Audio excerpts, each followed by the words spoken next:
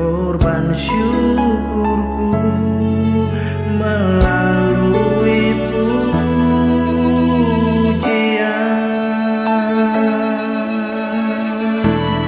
Takkan pernah ku bawa selain yang terbaik, yang harum dan sejati di hadapan tatamu. Yesus, ku terimalah korban syukurku ini yang mengalir di hatiku sebagai penyembahanku.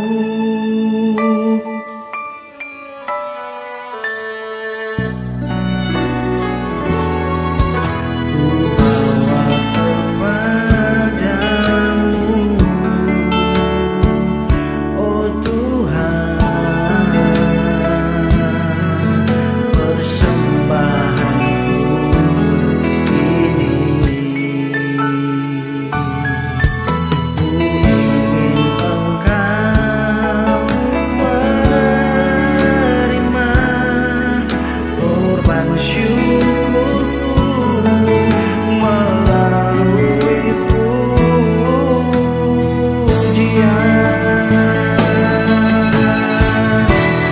Takkan pernah ku bawa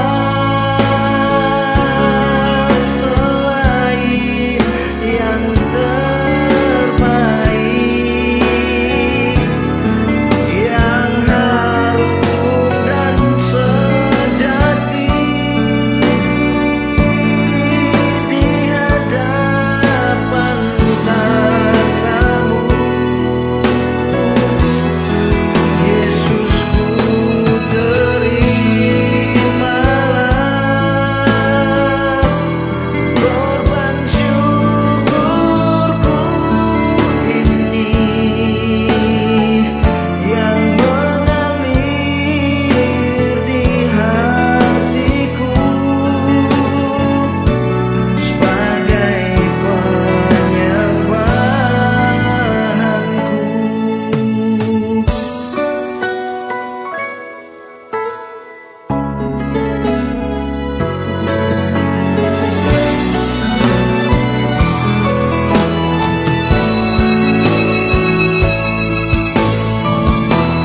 Takkan pernah ku bawa selain yang terbaik, yang harum dan sejati di hadapan tatamu. Yesus, ku terimalah korban syukurku ini yang mengalir di hatiku sebagai penyembahanku, yang mengalir di hatiku sebagai penyembahanku.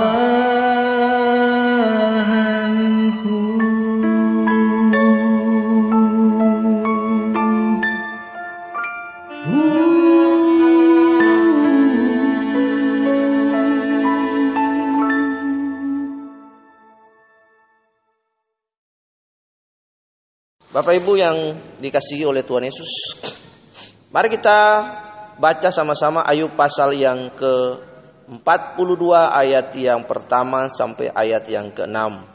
Ayub mencabut perkataannya dan menyesalkan diri. Maka jawab Ayub kepada Tuhan, aku tahu bahwa engkau sanggup melakukan segala sesuatu dan tidak ada rencanamu yang gagal. Firman-Mu, siapakah dia yang menyelubungi keputusan tanpa pengetahuan? Itulah sebabnya tanpa pengertian aku telah bercerita tentang hal-hal yang ajaib bagiku dan yang tidak aku ketahui. Firman-Mu, dengarlah, maka akulah yang akan berfirman. Aku akan menanyai engkau supaya engkau memberitahu aku. Hanya dari kata orang saja aku mengenal tentang engkau. Tetapi sekarang mataku sendiri memandang engkau. Oleh sebab itu aku mencabut perkataanku dan dengan menyesal aku duduk di dalam debu dan abu. Perhatikan baik-baik semua yang ada di sini. Harap perhatikan supaya kita belajar dengan baik dan benar. Kita melihat kalau kita membaca kitab Ayub dari pembukaan pasal yang pertama, ayat yang pertama dari kitab Ayub, di situ dikatakan bahwa Ayub seorang yang saleh dan takut akan Tuhan. Lalu kemudian pasal itu menceritakan tentang musibah, tentang bencana, kehilangan segala sesuatu di dalam hidup Ayub. Sakit penyakit datang dalam dia, kehilangan anak-anak, istrinya mati, istrinya mengajak dia untuk mengutuki Allahnya. Dan kemudian pasal 2 sampai sekian di mana Ayub bertahan dalam penderitaan dan Ayub mulai mempertanyakan siapa itu Allah dalam kehidupannya. Ayub mulai berargumentasi dengan Allah, mulai mempertanyakan Allah. Lalu ayat itu juga menceritakan tentang debat, tentang rekan-rekan Ayub. Tolong dimatikan LCD-nya ini karena tidak berfungsi. Rekan-rekan Ayub mengajak Ayub memberitahukan tentang kebenaran semu, kebenaran menurut mereka yang mereka pahami tentang Allah. Lalu pada ayat yang ke-42 ini kita melihat sebuah pernyataan yang luar biasa dari ayat yang kelima. Setelah perjalanan panjang kehidupan Ayub dalam penderitaannya, pada ayat yang ke-42 di situ dikatakan, hanya dari kata orang saja aku mengenal, aku mendengar tentang engkau, tetapi sekarang mataku sendiri memandang engkau. Kita mengenal sebuah istilah, Bapak Ibu, anak-anak yang dikasihi oleh Tuhan Yesus, yang sering saya kumandangkan dari tempat ini, bahwa kalau menjadi orang Kristen itu jangan kita menjadi orang Kristen yang teoritis, tetapi dalam perilaku kita itu ateis praktis. Ini yang dialami oleh Ayub. Perhatikan dulu Ayub. Teis teoritis, kata teis itu berbicara tentang Allah. Ayub dikatakan dia saleh, dia benar. Tapi kebenaran macam apakah yang Ayub miliki? Dalam perjumpaan Tuhan Yesus dengan seorang kaya, anak muda yang kaya, Tuhan berdialog, Tuhan berdiskusi dengan pemuda itu. Dikatakan bahwa, Guru, apa yang engkau mau aku lakukan supaya aku selamat? Tuhan Yesus bilang, kasihilah Tuhan Allahmu dengan segenap hatimu.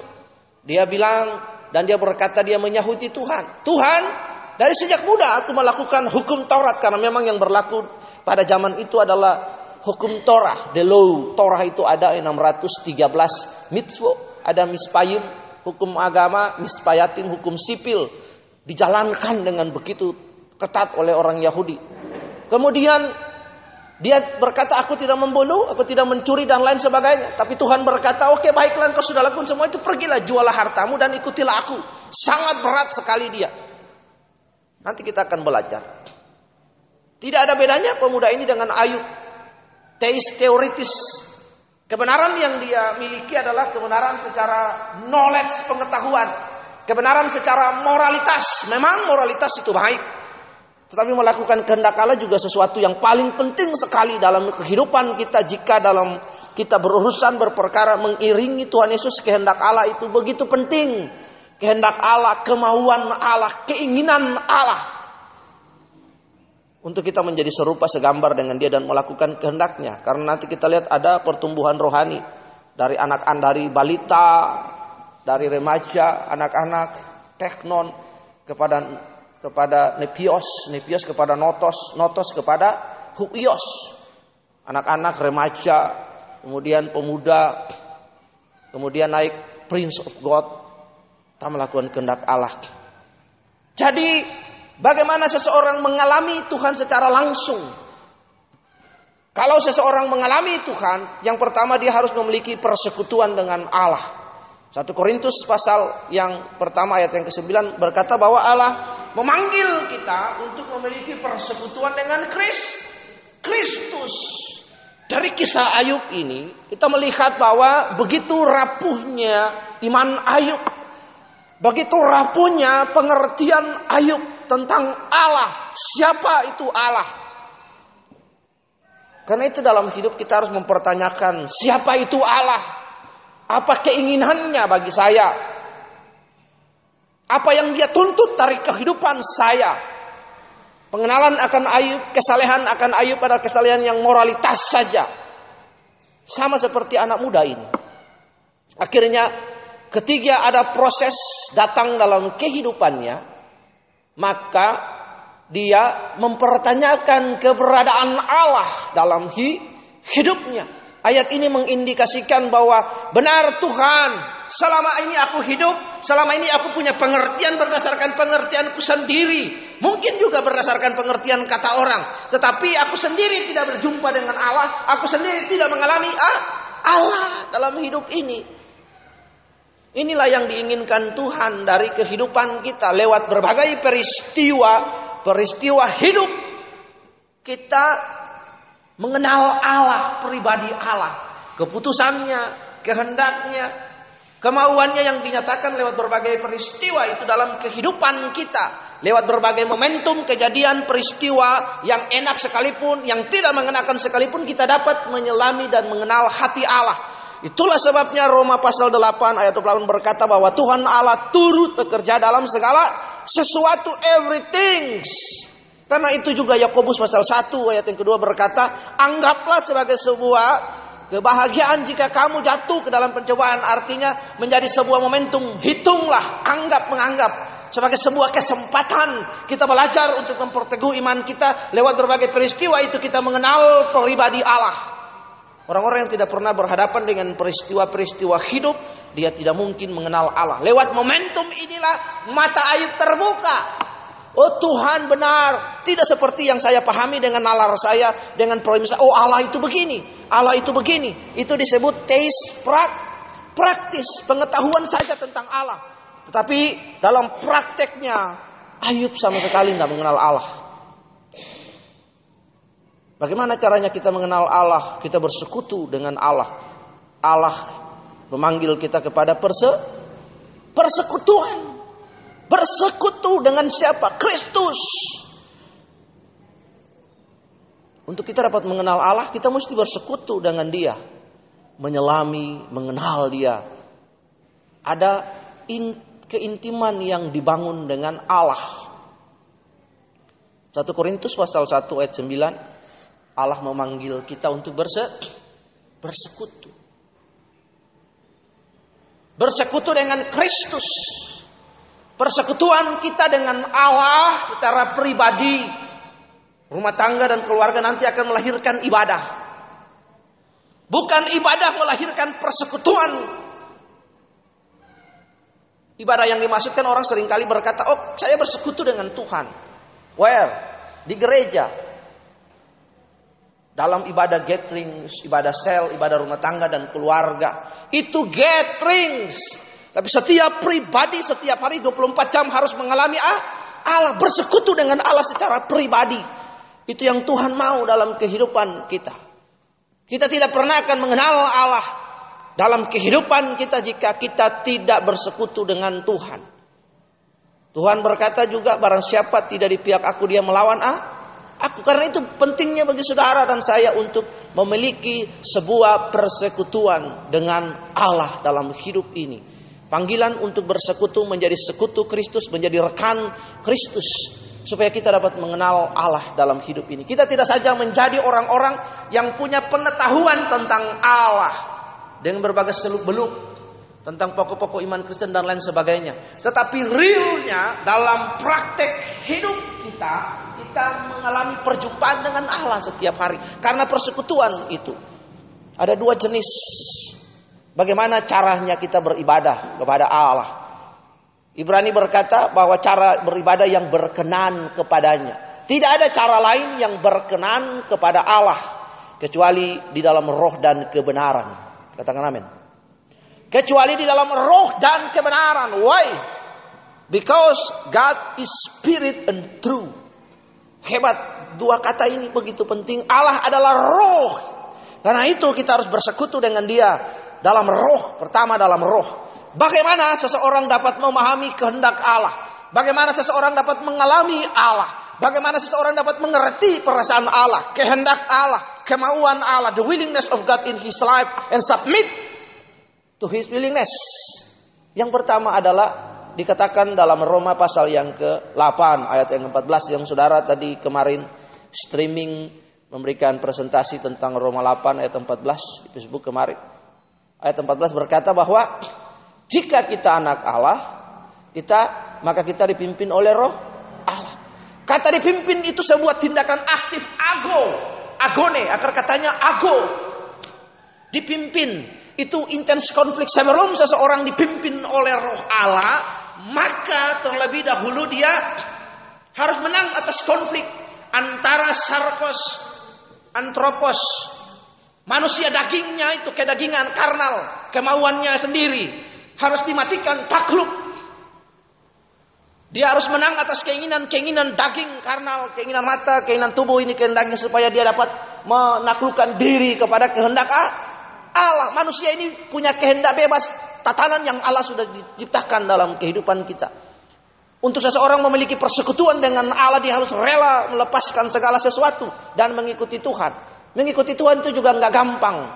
Menjadi murid artinya meninggalkan segala sesuatu, mengikuti pribadi yang lain, mengikuti orang lain, belajar dari dia, pola hidup, lain sebagainya. Dunia ini sudah jatuh ke dalam dosa. Manusia punya premis yang salah. Untuk bersekutu dengan Allah, kita harus meninggalkan segala sesuatu, menjadi serupa dengan Dia. Setelah meninggalkan segala sesuatu, kita juga harus dipimpin oleh roh Allah. Itu cara ibadah yang berkenan, memahami kebenaran, dipimpin oleh roh Allah. Jika kita sudah menang atas berbagai-bagai proses hidup ini, dengan mudah kita akan dipimpin oleh roh Allah. Roh Kudus tidak merasuk manusia seperti setan, roh jahat dan lain sebagainya. Roh Kudus membimbing, mengarahkan, menuntun sehingga manusia itu membuat pilihan-pilihan dalam hidup. Jika roh Allah itu datang dalam Yohanes pasal 16 ayat 8, maka roh Allah itu menginsafi manusia akan dosa, akan kebenaran, memberikan pilihan bagi kita dalam ibadah, dalam roh dan kebenaran. Dalam kebenaran, siapa itu kebenaran?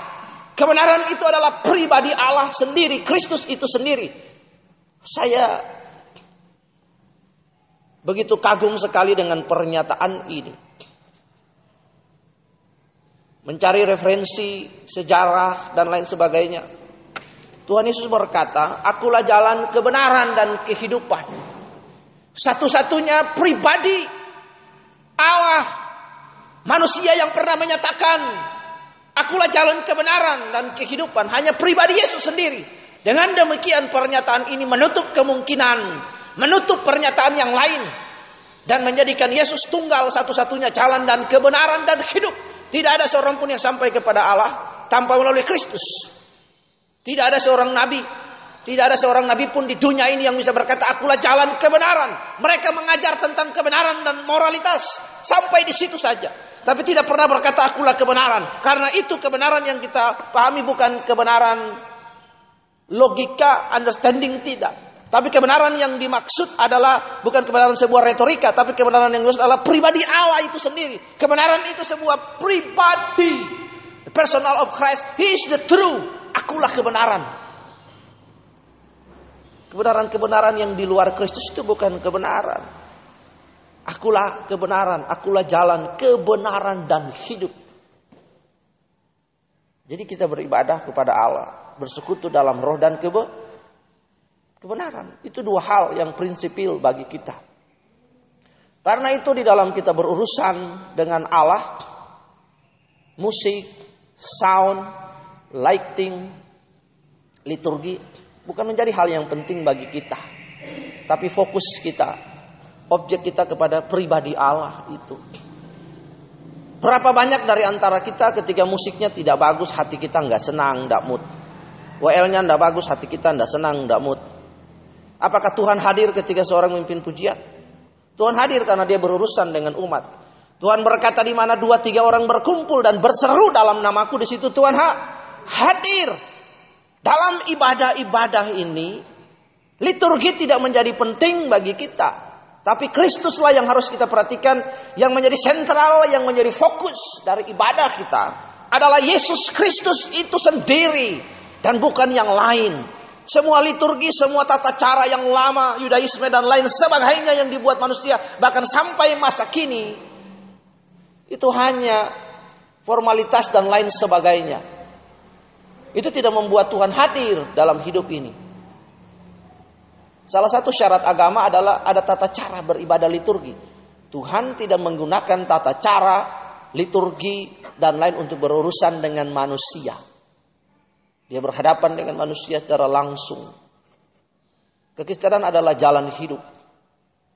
Karena itu mari kita menjadi anomali. Hanya 2. Bagaimana kita dapat mengenali Allah? Yang pertama, kita bersekutu dengan Allah. Ayub mengenali Allah, dikatakan dia saleh. Dia saleh. Tetapi ketika ada proses kehidupan, hampir saja mungkin bisa saja Ayub menyangkal Allah pada momen waktu itu. Bisa. Saya kagum sekali dengan pribadi Ayub karena Ayub kehilangan 10 anak. 3 laki-laki, 3 perempuan, 7 anak. Semua harta bendanya ludes dalam 1 hari itu. Apakah seseorang tidak stres? Tidak gila? Hari ini kita melihat ada begitu banyak orang yang gila dan stres. Tidak jadi anggota DPR, gila dan stres. Dibuleleng, digerogak, gila. Perempuan berjalan telanjang karena stres, semua harta bendanya ludes, tidak menjadi anggota DPR kabupaten maupun provinsi, semua harta bendanya habis. Harta benda habis, gila. Ayub menjadi orang yang terkaya di tanah Uz waktu itu. Ayub secara sosial, harkat martabat, kedudukan terpandang, orang yang saleh waktu itu, takut Tuhan waktu itu. Tapi bagi Ayub hanya teoritis saja. Untungnya dia tidak menyangkal Allah. Istrinya menyangkal Allah. Kutuki Allahmu dan matilah. Dan Ayub berkata, hai perempuan gila, apakah engkau mau menerima yang baik saja? Nah, seringkali kan kedangkalan pengiringan kita dalam memahami Allah dalam hidup ini seperti istri Ayub. You just want to receive the good things in her life. Suddenly the bad thing come into her life, he reject. Ada tiba-tiba hal-hal yang tidak diinginkan datang dalam hidup ini. Bagaimana respon kita? Ayub berkata dalam Ayub 42 ayat yang kelima, hanya dari kata orang saja aku mendengarkan, mengetahui, supaya mendengar tentang engkau, tapi sekarang mataku sendiri memandang engkau. Kebenaran dan persepsi yang dibangun, kebenaran diri sendiri, bukan berdasarkan kebenaran yang Alkitabiah, bukan berdasarkan kebenaran yang sesuai firman yang Yesus inginkan, yang Allah mau. Sehingga kita memiliki kedangkalan berpikir. Kebenaran-kebenaran yang kita bangun semua tentang siapa kita, diri kita, siapa Allah dan lain, itu harus dirubah, dibuang. Kebenaran yang kita bangun harus berdasarkan kebenaran yang bersumber dari Alkitab sebagai otoritas hidup orang percaya, yang mengajar kita, yang membimbing kita, menegur kita, memberitahu tentang dosa, memperbaiki kelakuan supaya setiap kita diperlengkapi untuk perbuatan yang baik. Bagaimana kita memahami Allah? Kita memiliki persekutuan dengan Allah, bersekutu dengan Allah dalam roh dan dalam kebenaran. 2 hal itu yang diinginkan Allah. Allah mencari 2 hal itu, orang yang hidup dalam roh dan kebenaran, yang memiliki kecerdasan roh. Ingat, kecerdasan roh itu dibangun dari bagaimana kita memahami peristiwa-peristiwa, reaksi kita atas peristiwa-peristiwa, dan kemudian kita melihat bagaimana cara Allah memandang peristiwa itu bagi kehidupan kita. Dari situ kita bisa belajar. Dalam momentum ini Ayub belajar banyak hal sekali. Sampai kepada suatu titik dia menyerah dan berkata, Tuhan, saya memahami dan mendalami Engkau, saya bertemu langsung dengan Engkau, Tuhan. Selama ini konsepsi saya, pikiran saya, pengertian saya bangun atas diri saya sekali. Sebab itu sekarang mataku memandang Engkau. Aku mencabut semua pengertian, perkataanku yang pernah aku sampaikan, premis, logika dan lain sebagainya. Dan dengan menyesal aku duduk dalam debu. Bapak Ibu perhatikan, dan Ayub dipulihkan keadaannya. Kita belajar dari sini bahwa untuk mengenal Allah itu kita bersekutu dengan Tuhan. Jangan dipikir bersekutu dengan Tuhan itu enak. Murid-murid yang pertama 3 tahun mereka mengikuti Tuhan Yesus, mengiring Tuhan Yesus. Kekristenan itu sesuatu yang sangat berbeda. Anak-anak, Bapak Ibu, remaja perhatikan. Mengikuti Yesus tidak gampang. Yesus dengan jujur memberitahukan kepada mereka bahwa nanti kalau mereka ikut Dia pasti ada proses, ada penderitaan, ada penganiayaan. Tidak gampang. 3 tahun mereka ikut Yesus. Setelah kematian Tuhan Yesus, penderitaan dan penganiayaan dimulai. Tidak tunggu waktu lama. Gereja mula-mula ketika berdiri tidak tunggu waktu lama, penganiayaan dan penderitaan dimulai. Karena itu Alkitab memberitahukan kita dengan jelas, ikut Yesus itu hitung-hitungan dulu, buat hitung-hitungan. Kalau memang nggak mau ikut Yesus, ya sudah, pilihan dalam hidup ini Tuhan tidak paksa orang. Ikut Yesus itu tidak gampang. Daripada kita hidup konyol dengan kehidupan kita. Ikut Yesus itu tidak gampang. Suruh hitung-hitungan dulu. Gereja pertama berdiri perdana, habis itu dah itu waktu lama penganiayaan terjadi. Jadi ikut Yesus lewat berbagai peristiwa hidup. Dalam pengeringan kita akan Yesus, maka pengertian kita, premis kita, hidup kita diwarnai oleh keputusan-keputusan yang kita buat berdasarkan advokasi Roh Kudus, Roh Allah di situ. Kita dapat mengenali Allah lewat perbuatan-perbuatannya, lewat berbagai kejadian. Allah turut bekerja dalam berbagai peristiwa, momentum, kejadian apapun untuk mendatangkan kebaikan, mendatangkan pengertian kepada kita. Karena itu, mari kita buka dalam Yakobus pasal 1. Bapak Ibu lihat di situ. Yakobus pasal 1 ayat yang kedua. Itu luar biasa sekali. Bagaimana seseorang mengalami Allah dalam hidupnya, bukan saja asal percaya. Percaya artinya memberi diri kepada Allah sepenuhnya. Lalu di situ ayat kedua, iman dan hikmat. Saudara-saudara, anggaplah sebagai suatu kebahagiaan apabila kamu jatuh ke dalam berbagai pencobaan. Sebab kamu tahu bahwa ujian terhadap imanmu itu menghasilkan ketekunan. Anggap sebagai sebuah kebahagiaan, makanya sebagai sebuah kebahagiaan, kesempatan. Jika proses itu datang dalam kehidupan kita, lewat ujian itulah kita dapat mengenali Allah. Ujian terhadap iman itu menghasilkan ketekunan. Ketekunan itu memperoleh buah yang matang supaya kamu menjadi sempurna dan utuh dan tak kekurangan suatu apapun itu. Saudara nggak bisa hanya percaya Yesus saja, percaya sebatas logika. Setan juga percaya. Alkitab berkata kamu percaya satu Allah itu baik dan benar. Yakobus 2 ayat 19. Kamu percaya Allah satu Allah itu baik dan benar, tetapi setan-setan juga percaya. Bahkan mereka gementar. Jadi percaya itu artinya membawa diri masuk ke dalam persekutuan itu dengan Allah. Serahkan hidup kita kepada Allah. Sudahlah. Alkitab berkata bahwa dari situ kita dapat memahami dan mengenal Allah lewat berbagai kesempatan dan peristiwa ujian. Ayub mengenal Allah lewat peristiwa yang menggetarkan nadir manusia. Tidak ada orang yang sehebat Ayub mungkin saat ini. Kehilangan segala sesuatu. Istri kehilangan 10 anak loh. Harta habis, apa enggak stres, enggak gila. Tapi lewat berbagai itu ada pengakuan dari Ayub. Lewat berbagai peristiwa itu kita dapat memahami pribadi Allah. Kita dapat memahami pribadi Allah. Oh iya, hebat, luar biasa. Jadi harus memang ada begitu, ada kurikulum, ada proses datang setiap dalam hidup kita supaya lewat kesempatan itu kita memilih, memutuskan, bertindak berdasarkan tuntunan Roh Kudus. Dari situ kita dapat memahami, menyelami Allah juga. Katakan amin. Ini yang Tuhan mau dalam kehidupan kita.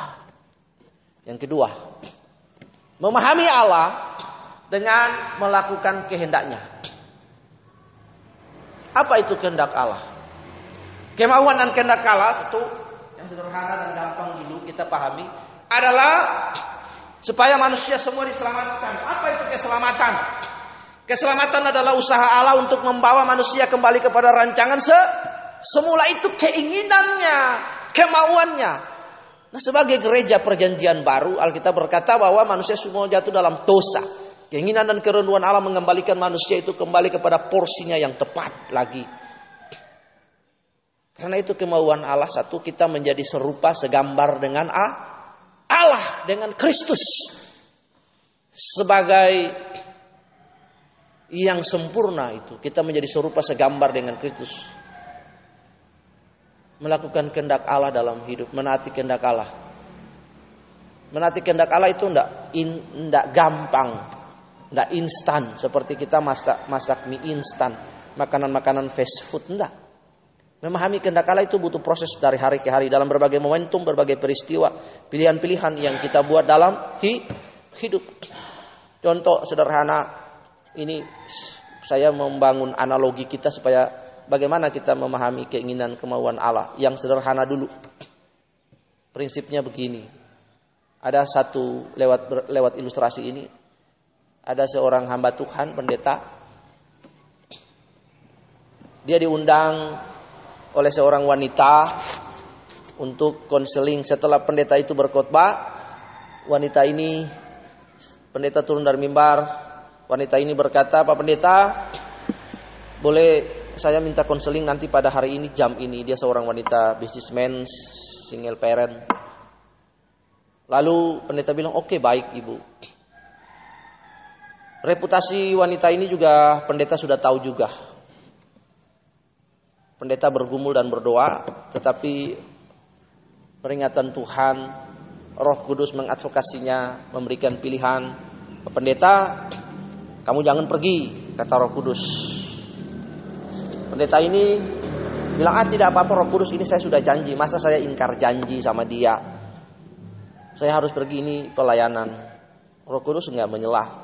Pendeta ini pada hari yang ditentukan, pendeta ini pergi.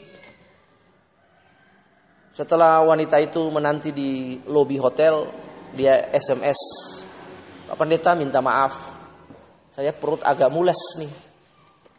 Saya kalau boleh di kamar saja. Tidak apa-apa Pak Pendeta. Kita sudah dewasa, ini saya hanya konseling minta doa." Roh Kudus berkata lagi, "Hai anakku, jangan engkau pergi." Roh Kudus mengingatkan. Dia berdebat dengan Roh Kudus. "Oh, enggak apa-apa. Ini udah pelayanan kadung, sudah sampai di hotel." Dia naik ke atas. Dia naik lift. Roh Kudus mengadvokasi supaya dia buat pilihan.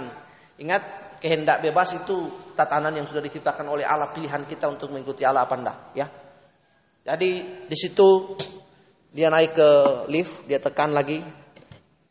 Roh Kudus ingatkan, dia enggak mau. Sampai depan kamar, di lorong itu depan kamar, dia Roh Kudus berkata lagi, "My son, anakku, jangan." Roh Kudus, ini sudah pelayanan, ini orangnya butuh, apalagi lagi sakit. Akhirnya ketika dia pegang gagang pintu kamar hotel, Roh Kudus bilang, "Oke bro, karena itu pilihanmu, kita di sini saja pertemanan kita. Di sini aja sampai hubungan kita." Dia buka pintu, dia masuk. Yang terjadi masuk adalah dia berzina dengan perempuan itu. Perhatikan, menaati kehendak Allah bagi dia, udah keinginan Allah tuh jangan pergi. Dia mau. Kita harus pahami. Kadang-kadang ada sebuah kejadian dan peristiwa itu yang menuntun kita supaya kita memahami kehendak Allah. Kalau Roh Kudus sudah bilang jangan pergi, tapi pergi, tiba-tiba kita mau pergi juga. Roh Kudus misalnya kita mau ke Denpasar, Roh Kudus bilang udah nggak usah pergi. Udah sampai di jalan depan sana ban pecah. Kita harus paham juga. Oh Tuhan, ada apa ya? Tapi karena ngotot mau pergi sudah, cari tambal ban, tambal yang cepat. Bilang perlu beli ban baru, tambal ban baru, pergi. Di mana sampai di jalan lagi ada kecelakaan, disenggol mobil, diserempet mobil. Sudah 2 kali loh. Itu Allah kasih tanda, enggak sadar-sadar juga, pergi lagi. Nah, kita harus paham keinginan kemauan Allah dalam hidup ini. Nah, dalam Roma 8, kemudian juga dalam Galatia dikatakan bahwa orang yang dipimpin oleh Roh Allah adalah anak Allah. Untuk kita dapat memahami Allah, kita harus tahu keinginannya, kemauannya seperti apa. Seperti seorang istri dan seorang suami bergaul. Seorang ayah mengetahui segala seluk-beluk tentang anaknya. Seorang istri dia tahu seluk-beluk tentang anaknya. Iya kan? Di sini tompel suaminya, ulang tahun suaminya, nama latar belakang semua keluarga besar. Nah, di sebelah sini ada korengnya, di sebelah sini ada kurapnya. Iya, di mana lagi? Semua detail-detail tubuh itu dia tahu. Ini ada koreng, parutan, segala macam. Dia tahu segala macam. Iya, hafal dalam hidup ini. Dia tahu karena dia bergaul dengan Tuhan. Cara bergaul yang sederhana adalah kita ikuti kemauan Tuhan dalam hidup ini. Nah, tadi dikatakan bahwa agone. Jadi intens konflik. Lewat berbagai peristiwa hidup, di situ kita memilih, memutuskan ikut kemauan dunia, kemauan keinginan daging ini karnal, keinginan kita manusia merusak ini, atau kemauan Allah.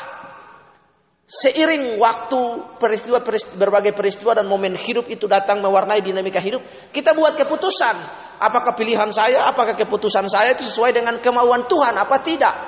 Jika sesuai dengan kemauan Tuhan, maka kita dapat memahami siapa itu Allah. Dari maunya saja kita tahu, oh iya Tuhan tuh maunya begini, Tuhan tuh enaknya begini ya, Tuhan tuh begini. Istri saya maunya begini. Saya tahu seluk-beluk tentang istri, keinginannya dia, kemauan makanan enaknya dia apa, gitu. Dari kita intim dengan Tuhan, bergaul memahami Allah. Itu. Jadi perlu sekali juga, memang benar perlu pemahaman kita tentang pokok-pokok iman Kristen secara teologis. Kita benar, kita baik, kita punya pemahaman yang dalam. Tapi tidak sampai sebatas teoritis. Kita harus dalam juga dalam praktika bagaimana mengenal Allah tidak saja secara retorika, teori. Tapi mengenal Allah secara real, nyata. Ayub selama ini kan retorika. Tapi setelah segala sesuatu yang terjadi dengan peristiwa itu, dia sadar, oh iya Tuhan. Lewat peristiwa itu dia sadar, dia menyelami Allah. Sekarang saya tahu tentang Allah. Kemarin itu premis saya, logika saya, manusia saya, pengertian saya dibuang jauh-jauh pengertian itu. Sekarang Tuhan, saya mengenal Engkau. Hebat kalau kita bisa begitu. Makanya kita kalau bergaul intim dengan Allah, karena Tuhan sendiri berkata orang yang bergaul intim dengan dia mengenal dan kasih aku mengenal orang yang bergaul intim. Itu bergaul intim dengan Allah tuh memahami maksud, keinginan dan kerenduan Allah. Itu yang Tuhan mau. Jadi ada berbagai-bagai peristiwa hidup yang hadir dalam hidup kita. Di situ kita memiliki kecerdasan roh. Jadi kalau ada peristiwa-peristiwa hidup yang dimana peristiwa hidup itu kita memilih, kita bertindak berdasarkan pilihan Alkitab. Apa kata Alkitab? What's the Bible tells? To my problem, to my struggle. Dari situ apa kata Alkitab, pilihan, apa keinginan Allah, pilihan yang saya harus buat atas keputusan kehendak peristiwa itu. Dari situlah kita cakap peristiwa hidup kita. Kita cakap memiliki kecerdasan roh untuk memilih. Oh ini yang Allah mau tuh begini, yang Allah nggak mau tuh begini. Keakraban dan keintiman untuk mengikuti itu butuh waktu, butuh proses. Seiring dengan kita taat kepada kemauan, semakin kita taat kepada keinginan, kemauan Allah, kita akan dipimpin oleh roh Allah dengan mudah. Dengan gampang Allah kasih tahu kita. Yohanes, lakukan ini. Kita dengan gampang berkata, yes, sir. Yang kedua, keinginannya kita lakukan dalam hidup ini. Keinginan kemauan Allah. Ingat, Tuhan itu master dan kurios bagi kita. Tuhan itu Tuhan kita. Dia Tuhan Yesus, juru selamat, iya benar. Tapi ingat, saudara dan saya tidak punya harga sama sekali. Saudara dan saya dibeli. Alkitab berkata bahwa saudara dan saya dibayar lunas dengan darah Tuhan.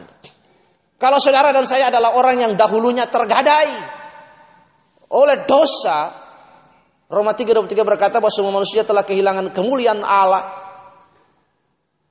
Karena manusia sudah jatuh ke dalam dosa akibat pelanggaran dan Hawa dan Adam buat. Lalu Yohanes 3:16 berkata, karena begitu besar kasih Allah akan dunia ini sehingga dia mengeluarkan Anak yang tunggal supaya setiap orang yang percaya kepadanya tidak binasa, melainkan memperoleh hidup yang kekal. Jadi ketika Tuhan Yesus berkata, tetelestai, finish, saudara dan saya yang tergadai itu lunas dibayar.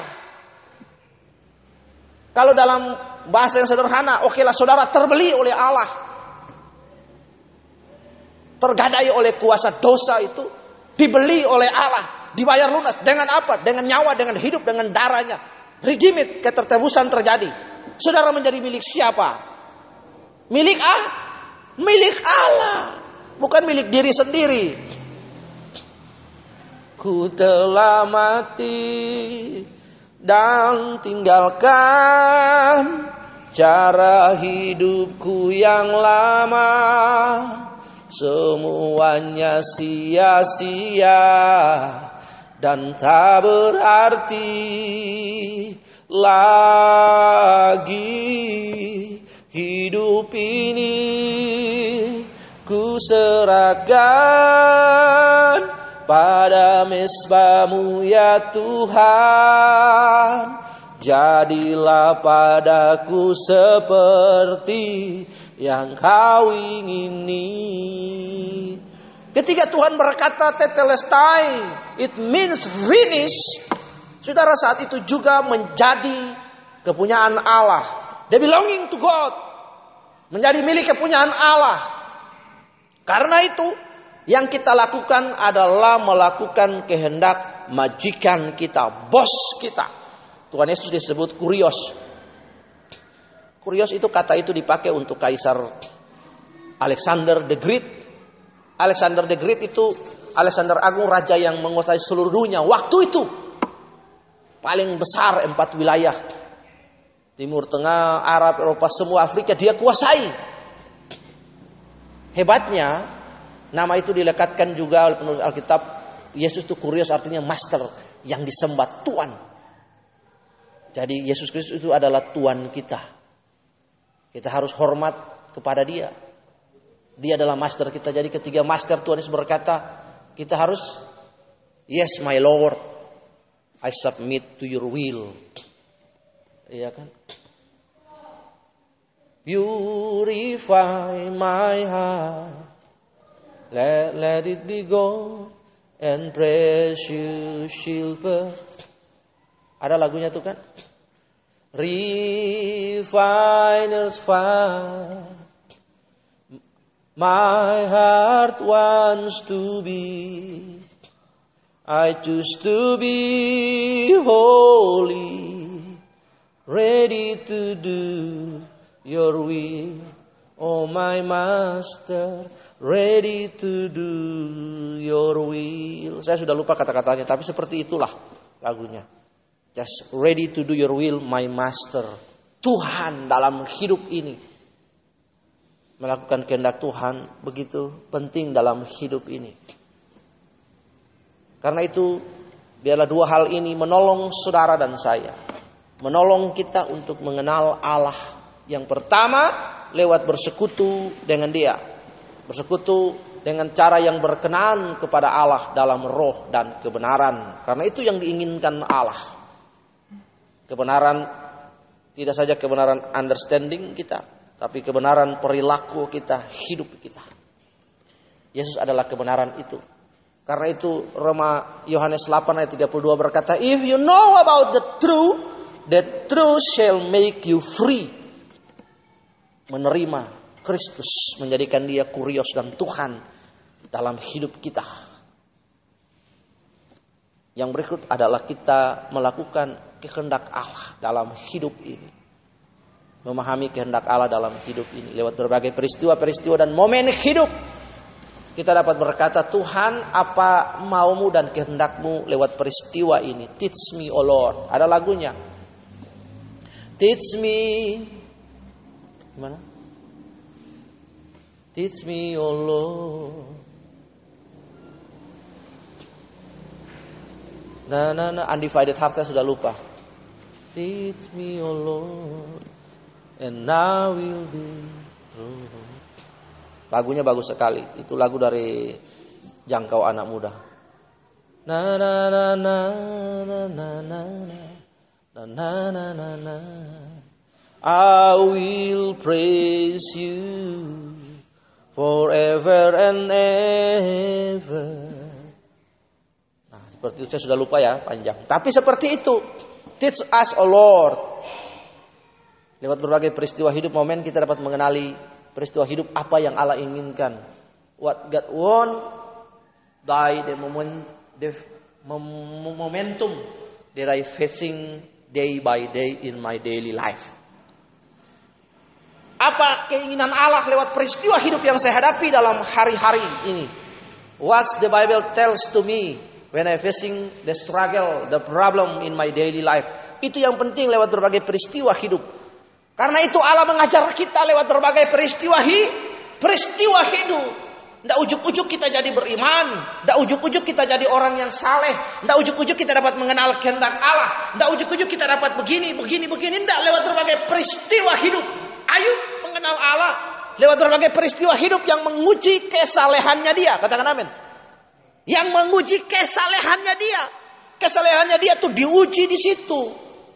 Katanya saleh. Benar dia saleh. Takut akan Allah. Orang terkaya di Us Timur. Tetapi ketika peristiwa hidup datang, momentum itu datang, dia tetap kokoh.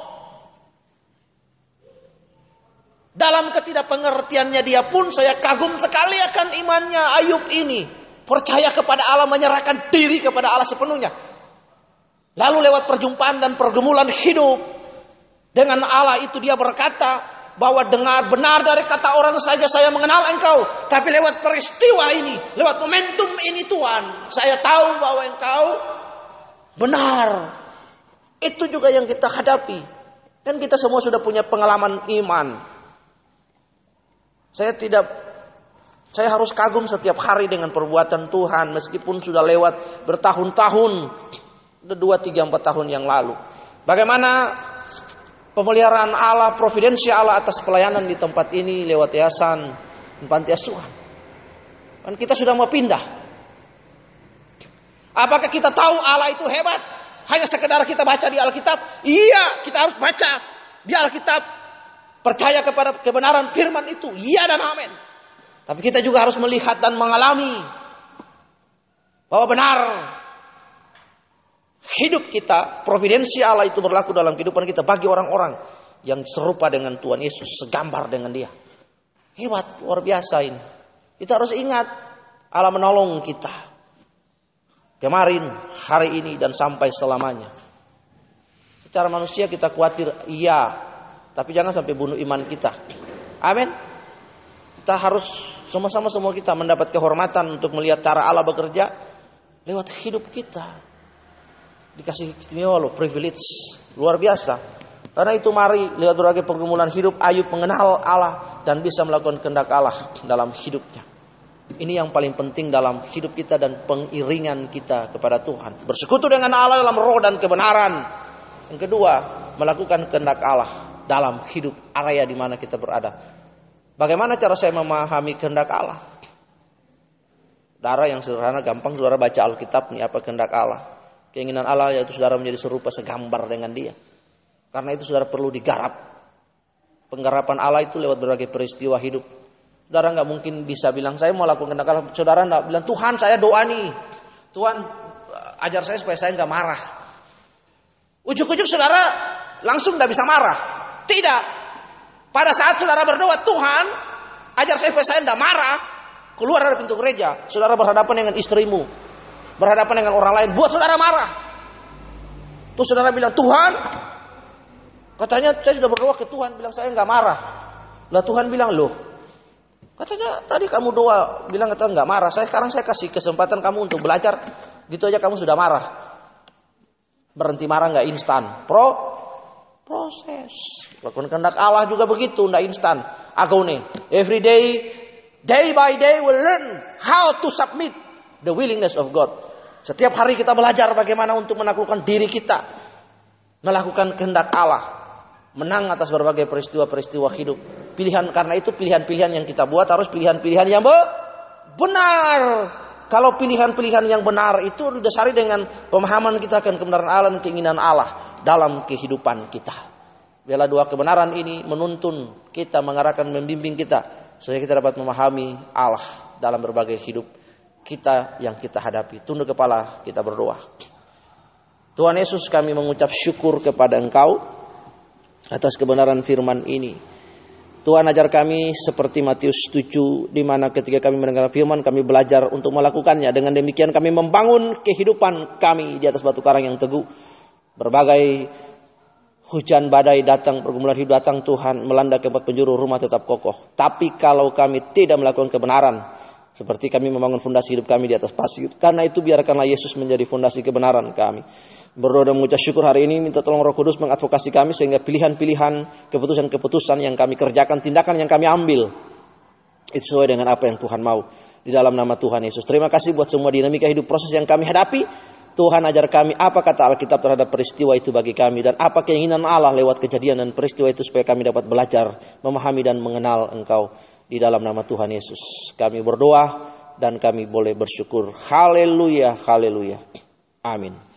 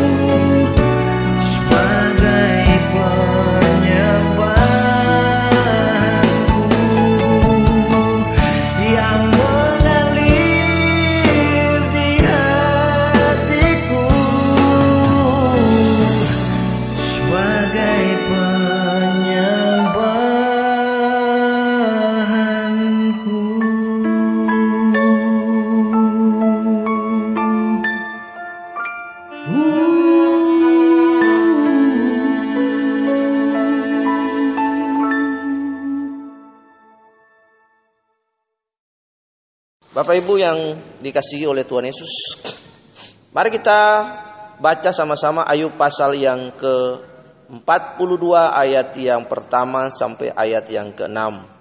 Ayub mencabut perkataannya dan menyesalkan diri. Maka jawab Ayub kepada Tuhan, "Aku tahu bahwa Engkau sanggup melakukan segala sesuatu dan tidak ada rencanamu yang gagal. Firman-Mu, siapakah dia yang menyelubungi keputusan tanpa pengetahuan? Itulah sebabnya tanpa pengertian aku telah bercerita tentang hal-hal yang ajaib bagiku dan yang tidak aku ketahui. Firman-Mu, dengarlah, maka akulah yang akan berfirman.